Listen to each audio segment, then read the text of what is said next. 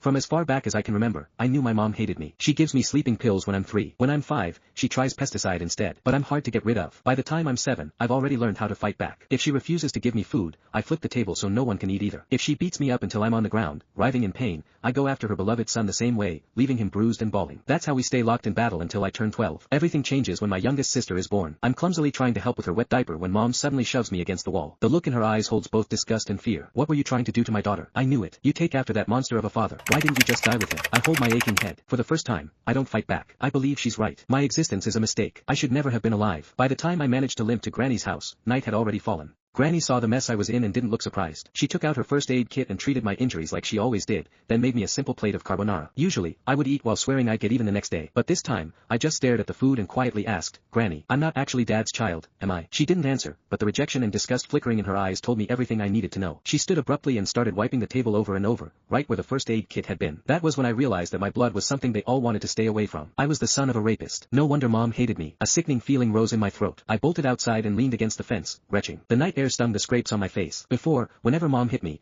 I told myself she owed me for every bruise she'd inflicted on me. One day, I'd make her pay them back. But now, I didn't think I could even look her in the eye. I didn't stay at Granny's. She didn't come after me either. Instead, I wandered the streets with no idea where to go. That was when I saw a family outside a restaurant. They were celebrating someone's birthday, smiling and laughing. The woman in the middle was probably the mother. She looked so happy that I instinctively took a step back. Last year, on mom's birthday, she'd smiled just like that before she saw me. The moment she saw me walk in, her smile vanished, replaced with utter disgust. Back then, we had an essay with the theme, my mother. I wrote that mom was a heartless villain. My teacher dragged me into her office and lectured me for an entire period. I barely heard most of it. I only remembered her saying, no mother in this world would ever stop loving her child. I believed her. I saved money from collecting recyclables and bought my mom a birthday cake. I just wanted a hug, the same kind she gave my brother, Casper Willis. But her frigid expression was like a stab in the heart. I felt like a fool, standing there with that cake in my hands. Anger overwhelmed me. When no one was looking, I went out and caught a couple of frogs in the garden. Then, I hid them in the cake. I could still remember the way she screamed when they jumped out. Back then, I felt a twisted sense of satisfaction. I thought she didn't deserve to be a mother. I thought she had it coming. But now, I know the truth. The one who didn't deserve anything was me. My existence itself had hurt her. As I watched that mother smile through the restaurant window,